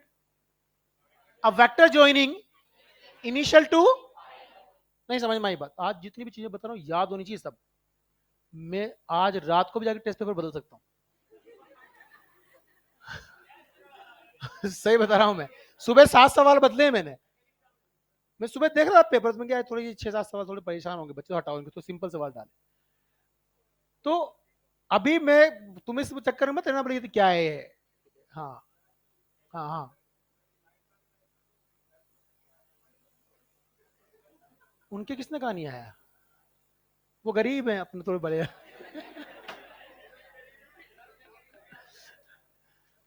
नहीं नहीं, आप सब करेंगे। इधर सुन लो तुम दोस्तों, ले काम की जगह पे आ जाओ, फालतू बातें नहीं। डिस्प्लेसमेंट क्या होता है? A vector joining initial to, कब तक याद रहेगा ये? नहीं नहीं नहीं, जब तक मैं अगली बार ना पूछूं। बाकी बड़े वादे करने की जरूरत नहीं है, ठीक है? जब तक है जान, नीट तक याद रखेंगे। सब बकवास है। जब तक मैं, हो सकता है मैं अभी 15 मिनट बाद ही पूछ लूँ वापस, और मैं ऐसे तो पूछूंगा नहीं डिस्प्लेसमेंट क्या होता है। तुम्हें पता होना चाहिए डिस्प्लेसमेंट क्या होता है। अब वेक्टर जॉइनिंग इनिशियल टू, जहां कहीं भी डिस्प्लेसमेंट का सवाल आ गया, सबसे पहले ये देखा जाएगा वो पहले कहां था अब कहां है, उसको ज्वाइन कर, उसको कैलकुलेट कर ले। तेने प्रोजेक्टाइल को फेंका, क्या वो यहां था? क्या ये वो यहां गिरा? इनको ज्वाइन करके रेंज बनेगी। क्या ये रेंज है? क्या टोटल डिस्प्लेसमेंट है? बाय टोटल टी, टी से टी रवाना, you cos theta average velocity. नहीं समझ में आया? अब सुनना, जब किसी डायरेक्शन में एक्सेलरेशन कांस्टेंट होता है तो उस डायरेक्शन में average velocity initial plus final by 2 होता है। बताओ क्या वर्टिकल डायरेक्शन में एक्सेलरेशन कांस्टेंट है? एक बात बताइए, यहां वर्टिकल वेलोसिटी कितनी थी? यहां वी वाई क्या होगी? तो यहां से देखो, दो तरीके हैं, एक तो लंबा मेथड है। लंबा मेथड क्या है? कि ये और ये। एक बात बताओ, क्या ये एच होता है? क्या ये आर बाई टू है? तो क्या डिस्प्लेसमेंट ये बनेगा? क्या यहां से जाने का टाइम ये है? बोलो ना यार। तो या तो मैं क्या करूं कि ये under root of H square plus R by two का होल स्क्वायर, उससे ये निकालूं, फिर उससे डिवाइड करूं, तो एवरेज मिलेगा ना। दूसरा तरीका ये कि यहां से ए से बी तक आने पे वी ए से बी चला, तो एवरेज अलोंग द एक्स निकालूंगा तो यू कॉस थीटा मिलेगी। क्यों मिलेगी? इधर तो बदल ही नहीं रही, और जिधर नहीं बदलती उधर एवरेज और इंस्टेंटेनियस सेम होती है। अगर मैं बात करूं V A to B along the Y axis, तो आप कहोगे U sign theta by two. नहीं समझ आया? आया कुछ समझ? क्या इधर की और इधर की एवरेज म्यूचुअली परपेंडिकुलर है? तो रिजल्टेंट क्या होगी? Under root of this square plus this square. बोलो ना। तो हम क्या करते हैं, यहां पर जो वी एवरेज मिलेगी वो अंडर रूट ऑफ दोनों का स्क्वायर कर दूं, तो ये क्या बनेगा बताओ? You square cos square theta plus you square sin square theta by 4, 4 और 4 चलेगा? क्या बताओ, क्या बाहर लूं? U by two. अरे U square by 4, U square by 4 बाहर के यू बाई टू हो गया ना यार। अब तो बड़े हो जाओ भाई। यू बाई टू बाहर ले लिया, अंदर क्या दिख रहा है आपको? Sign square theta plus cos square theta is the 1 + 3 cos square theta. नहीं दिखा अंदर, यहां साइन स्क्वायर थीटा बचा, ये 4 क्या बताओ, 1 + 3 cos square theta.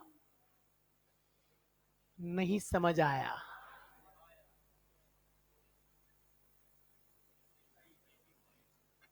V A B Y, जिस डायरेक्शन में एक्सेलरेशन यूनिफॉर्म होता है उधर की एवरेज वेलोसिटी थी इनिशियल प्लस फाइनल बाई 2। ये अपन काइनेमेटिक्स में पढ़ते हैं। तो जब अपन यहां से यहां आने तक इधर की एवरेज निकालूंगा तो यहां इनिशियल कितनी थी, फाइनल कितनी है, तो दिस प्लस दिस बाई 2 करूंगा ना, तो यू साइन थीटा बाई 2 आ जाएगा ना। नहीं समझ में आया। दूसरा मेथड लेंथी, ये बहुत आसानी से निकाल लिया आपने। दूसरा कैसे करोगे, ये क्या होगा, डिस्प्लेसमेंट का जो मैग्नीट्यूड होगा वो under root of H square plus R square by 4 आएगा ना। फिर रेंज अपना आप में U square sin 2 theta by G, ये U square sin square theta by 2 G. बहुत लंबी calculation. This is the easy way to solve the question. नहीं समझ में आई बात, जस्ट कीप इन माइंड। क्या प्रोजेक्टाइल मोशन की बात करते हो, तो जब ग्राउंड टू ग्राउंड प्रोजेक्टाइल की बात की जाती है तो वो अलग अलग जगहों पे एवरेज पूछता है। सिंपल कहानी है, आप मुझे बताइए एवरेज वेलोसिटी क्या होती है, total displacement upon total time taken. दो बातें समझना, दो तीन चीजें दिमाग में क्लियर रखना। कोई भी पैरामीटर अगर कांस्टेंट हो तो उसकी एवरेज और इंस्टेंटेनियस वैल्यू सेम होती है। जितना एवरेज होगा उतना ही, जैसे मैं आपको, मैं स्ट्रेट रोड पे चल रहा हूं, मेरी कार की स्पीड 50 किलोमीटर पर आवर है और मैं 200 किलोमीटर चला गया, तो बताओ मेरी एवरेज स्पीड क्या है, 50। इंस्टेंटेनियस क्या थी, 50। नहीं समझ में आया। अच्छा, एक और बात, आप इसको आराम से प्रूव भी कर सकते हो। एक बात बताइए मेरे को, एवरेज एक्सेलरेशन क्या होता होगा, total change in velocity upon total time take. Acceleration क्या होता है, डीवी बाई डी टी ना।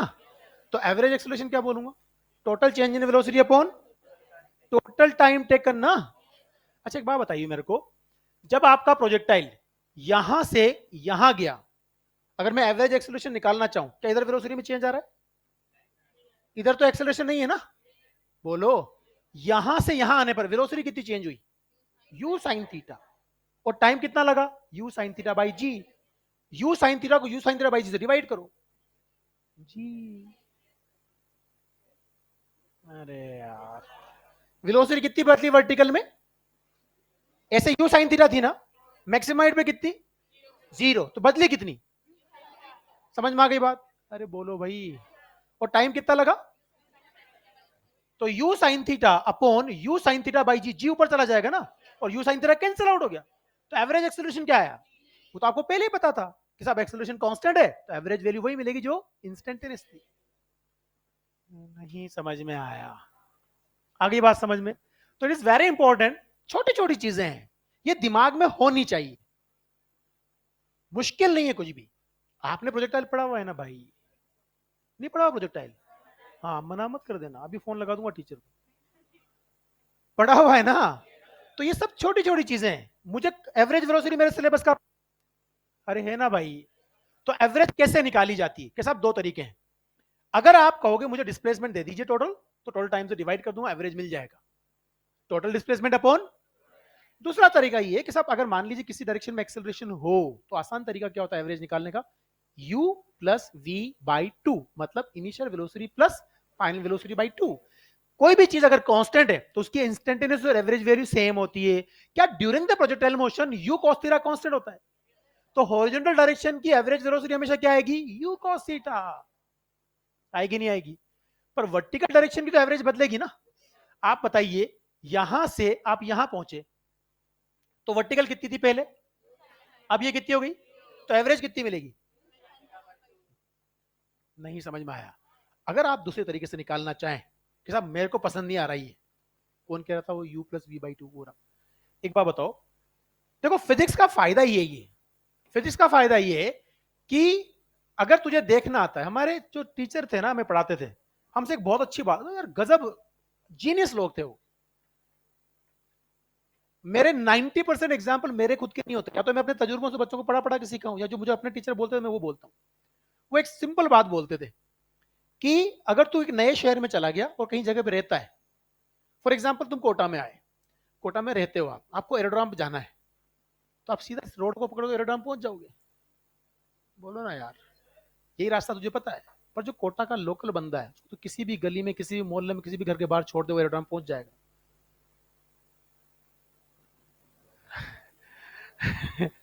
नहीं समझ में आई बात? उसको एरोड्रम जाने के हजारों रास्ते आते हैं।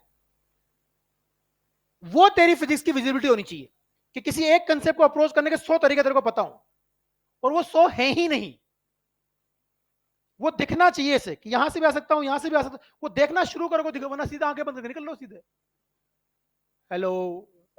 तो ये एक सिंपल बात समझना, ये प्रोजेक्टाइल ऐसे चला, यहां से फेंका ऊपर, मतलब यू था ना इधर, यू, ये थीटा, बताओ ये क्या है? यू कॉस थीटा, और ये क्या है? यू साइन थीटा ना। बोलो भाई, यहां तक पहुंचने पर वर्टिकल डायरेक्शन की एवरेज निकालना चाहता हूं। वर्टिकल डायरेक्शन का टोटल डिस्प्लेसमेंट कितना?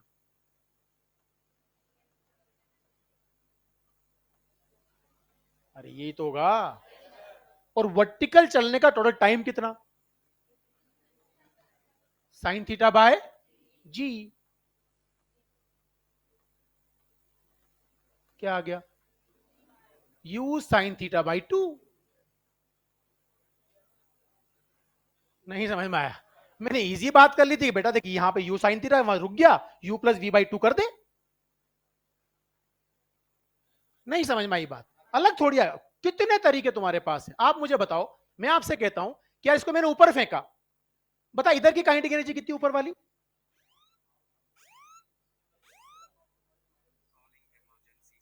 ओ भाई साहब। सुनो, ऊपर की काइनेटिक एनर्जी कितनी? बोलना। Half M U square sin square theta ना। यहां जाने पे किस में कन्वर्ट हो गई? एम जी एच में। एम से एम को रवाना कर दे, बता एच की वैल्यू क्या मिली? U square sin square theta by 2 G. नहीं समझ में आई बात? एक बात बता, मैं किसी पार्टिकल को फेंक रहा हूं किसी डायरेक्शन में, किस डायरेक्शन में फेंक रहा हूं? रिटार्डेशन था, स्टॉपिंग डिस्टेंस होती है ना। स्टॉपिंग डिस्टेंस क्या होती है? यू स्क्वायर बाई 2a होती है ना। मैंने ऊपर किसी स्पीड से फेंका था, क्या यहां जाके रुक गया ऊपर की तरफ ये? तो you square sin square theta by 2a, again H. कोई फर्क चलेगा क्या? तेरी मर्जी में जैसे ले आ तू। This is the beauty of physics. अगर रटोगे नहीं तो दिखता है। और सबसे बड़ी चीज पता है क्या है? 24 घंटे you will be prepared for the paper. कभी नहीं कहोगे मुझे रिवीजन करना पड़ता है। पर हर बार हर चीज को पूरी ईमानदारी से समझना होता है और उसकी प्रैक्टिस करनी होती है। और ये कोई लंबा प्रोसेस नहीं है, 1 से 1.5 महीने की दुनिया है जिसमें बच्चे का माइंड टोटली अलग हो जाता है फिजिक्स को लेकर के। तू तेरी मर्जी में सवाल दे दे उसको, he will be prepare to solve that question. और नीट तो इतना आसान फिजिक्स आती है कि मतलब ही नहीं है। ढंग से सीख लो ना थोड़ा सा आप, 150 मिनिमम है, उससे ऊपर ही खेलोगे। चीजें आनी चाहिए बस ढंग से, अब बढ़ जाए आगे। आधा प्रोजेक्टाइल हो गया तुम्हारा। अरे नहीं हुआ, खत्म। हाँ जी, ये समझ में आ गया था, ये आ गया था। अब आ जाए वापस जो पढ़ रहे थे हम। नहीं नहीं, अभी नहीं आए, अभी नहीं आए। अब जब इसकी बात करी तो पूरी बात करते हैं। सुनो ध्यान से, सुन लो गरीबों। ये कुछ दिख रहा है क्या? दिख रहा है? नहीं दिख रहा। ये माइनस सिग्मा की शीट है। क्या है ये? माइनस सिग्मा की शीट ये है। तो इसका फील्ड क्या टुवर्ड्स द शीट होगा? कितना होगा? सिग्मा बाय, क्या ये यूनिफॉर्म फील्ड है? जैसे ग्रेविटेशनल फील्ड होता है यूनिफॉर्म, वैसे ही। अरे होता है, नहीं होता है। धन्यवाद। यहां से मैंने एक चार्ज पार्टिकल लिया प्लस क्यू, जिसका मास एम था, थीटा एंगल फेंक दिया यू से। ये भी प्रोजेक्टाइल करेगा। वहां का जी, यहां का क्यू ई बाई एम, इतनी सी कहानी है। नहीं समझ में आई बात? वहां का जी किससे रिप्लेस हो जाएगा? क्यू ई बाई एम से। क्यू ई का मतलब sigma by 2 M epsilon not ना। तो बताओ इसका टाइम ऑफ फ्लाइट कितना होगा? 2u sign theta upon Q sigma by 2m epsilon not. इसकी हाइट कितनी होगी? You square sin square theta divided by 2 into, बताओ क्या होगा? Q sigma by 2m epsilon not. बताओ इसकी रेंज क्या होगी? यू स्क्वायर साइन 2 थीटा, याद है कुछ, डिवाइडेड बाय, बोलो ना, जी, जी का मतलब Q sigma upon 2m epsilon not. ये लो, नहीं समझ में आई बात? बस एक शीट दे दी उसने, आया हुआ सवाल है जेई मेंस के अंदर। आजकल तो जेई मेन नीट बराबर ही है। नहीं समझ में आई बात? कुछ नहीं करना है आपको। वहां का फील्ड ग्रेविटेशनल फील्ड जो जी दे रहा है, यहां का फील्ड क्या दे रहा है? Electric field. तो वहां तो एम जी फोर्स होता है ना, तो एम जी बाई एम क्या मिलेगा? जी। यहां क्यू बाई एम पूरा लिखना पड़ेगा। इतनी तो कहानी होगी। आप रेंज निकाल सकते हो, हाइट निकाल सकते हो, टाइम ऑफ फ्लाइट निकाल सकते हो। मतलब प्रोजेक्टाइल के सारे सवालों में जी को किससे रिप्लेस करना है? Q E by M. और ई की वैल्यू आपको पता होती है सिग्मा बाई 2 एप्सिलॉन नॉट होती है।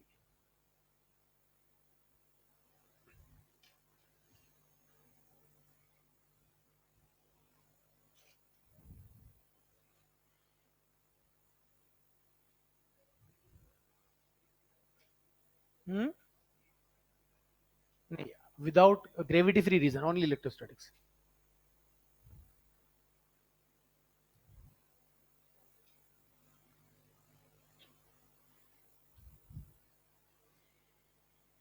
बढ़ जाए,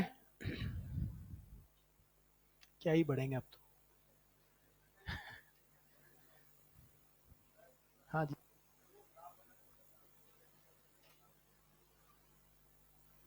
थोड़ा याद दिला मुझे हल्का सा।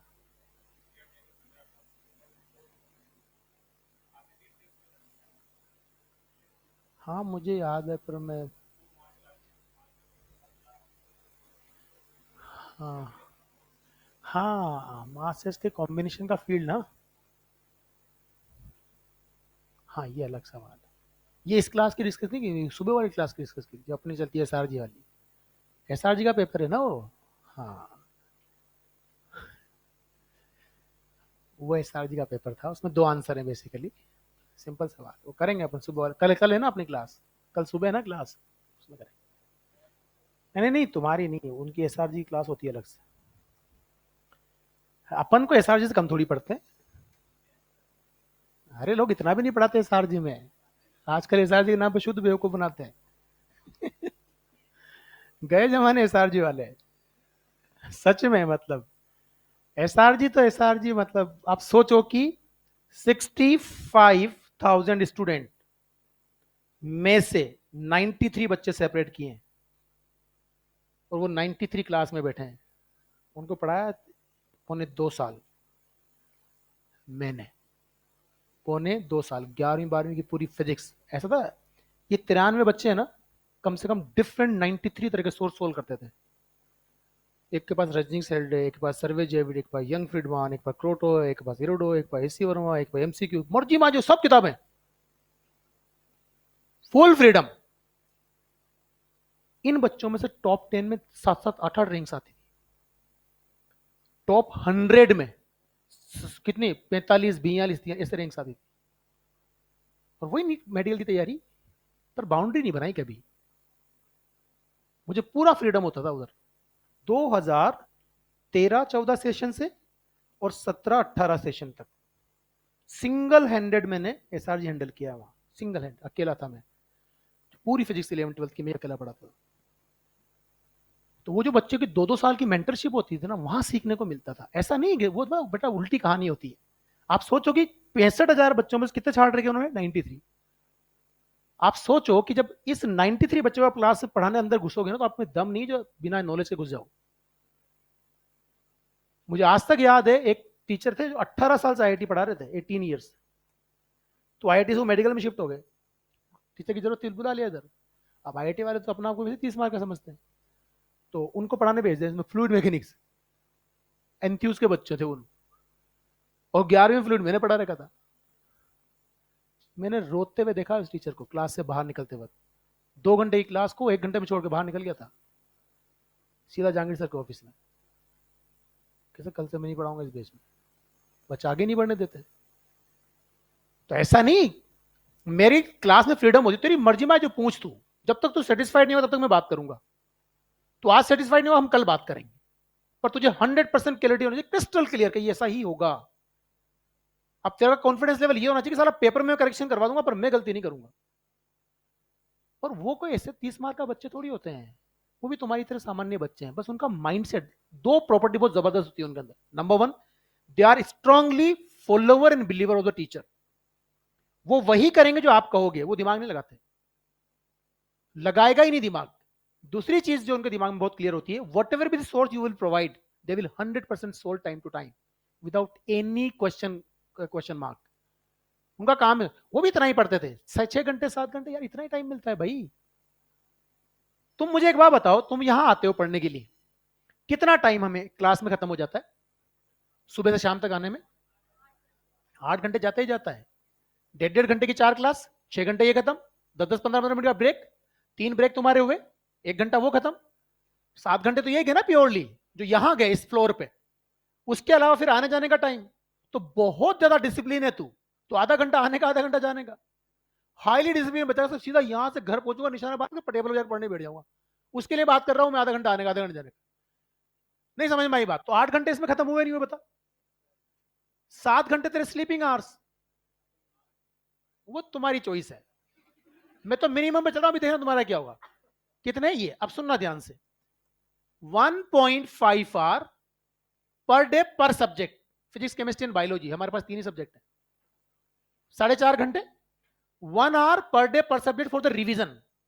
3 घंटे कितना हो गया? 7.5। नहीं समझ में आई बात? 2 घंटे निकालते नहाने धोने, खाने पीने, ब्रेकफास्ट, लंच सब आ गया उसमें। तो सुनो ध्यान से, ये 2 घंटे इधर मिला 9, 8 कितने हुए? 17। और 7.5 घंटे तुझे मिनिमम रिक्वायरमेंट है यार। 17 घंटे के बाद कितना टाइम बचा तेरे पास? 7 घंटे। और मैं क्या कह रहा हूं, 7.5, मतलब चलते फिरते भी पढ़ना पड़ेगा, तब जाके 7.5 घंटे मिलता है। वो कहना मैं 12 घंटे रोजाना, शुद्ध झूठ बोलता है वो आदमी। क्या 12 घंटे है तेरे पास? नहीं है। वो क्लास का टाइम भी चुन लेता है, वो अभी तो पढ़ ही रहा था मैं।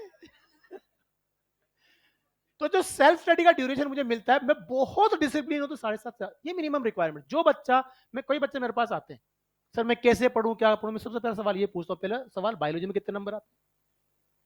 हमेशा पूछता हूं बायोलॉजी में कितने नंबर आते हैं, क्योंकि biology is the self working subject after the one explanation. एक बार किसी ने पढ़ा दिया, अब वो सिर्फ तेरे ऊपर डिपेंड करती, उसमें या तो होता है या नहीं होता है, इट्स इन्फॉर्मेटिव। तो तू कह रहा है मेरे बायोलॉजी में 200 नंबर आते हैं, तो अभी तो तेरी तरफ की जरूरत तो पूरी कर, अपनी तो पढ़ाई पूरी कर ले। अगर बच्चा बोलते सर मेरे बायोलॉजी में तो 340 प्लस आते हैं हमेशा, मैं उसका हमेशा डेडिकेशन से काम करता हूं, ये बच्चा मेहनती है। 300 प्लस बोल दिया तो मानता हूं यार, 300 प्लस ला रहा है, ये पढ़ रहा है। पर वो कहते हैं सर मेरे तो 200 नंबर बायोलॉजी में आते हैं। भाई 200 नंबर तो ध्यान से सुन लेना बायोलॉजी क्लास जिसमें आ जाते हैं। तो मतलब तू अपना रोल ही पूरा पूरा नहीं, जब तू अपना खुद का रोल पूरा प्ले नहीं करे तो मैं क्या कर लूंगा तेरा? तो सबसे मेन चीज ये है, जो स्ट्रेटेजी होती है वो 7.5 घंटे, ये क्लियर है from the very first day. जो बच्चा इस डिसिप्लिन में चलता है, 1.5 घंटे पर डे पर subject for the current study. और करंट स्टडी में क्या होता है, अभी तुम्हें पढ़ाया मैंने, कितने पेज है बेटा देख तो इसको, मैक्सिमम 3 पेज होते हैं। नहीं समझ में आई? तो हर ब्रेक में मत जाओ सुसु करने यार, तो 3 पेज रिवाइज कर ले यहां बैठ के। उस इंस्टेंटेनियस रिवीजन का कोई मुकाबला नहीं होता। अभी पढ़ी हुई चीज इमीडिएटली रिवाइज करते हो ना, 100% समझ में आती, क्या क्या बोला था, क्या क्या समझाया था।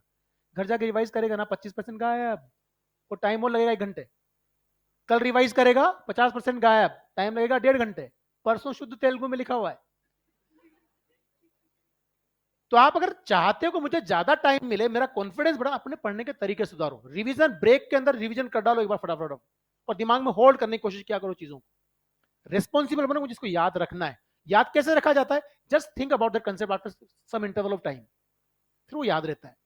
घर जा, 1.5 घंटे सीधे सवाल सॉल्व कर दू इसके। टाइम ही टाइम है। तुमने बहुत सारे बच्चे देखे होंगे, घूमते फिरते भी दिखेंगे, नंबर भी बढ़िया लाते हैं। नहीं समझ में आई बात? तो उनका स्मार्ट होता है तरीका पढ़ने का, वो टाइम को बहुत सुटेबल तरीके से यूज करते हैं, मार्क्स लाते हैं बढ़िया।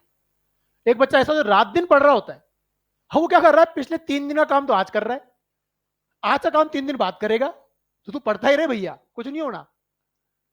आपने खुद ने अपनी कब्र खोद ली पढ़ाई की। आप प्रीवियस कंटेंट को आज पढ़ोगे तो टाइम 4 गुना लेगा। स्ट्रेटेजी सही बनानी होती है। और एक बार बताओ, नीट की औकात 3 महीने से ज्यादा की नहीं है, ये लिख लो। पेपर आता है क्या तुम्हारा? कौन हो, आपके भैया का नाम बताओ, आपके पड़ोसी कितने 3 महीने में हो जाता है।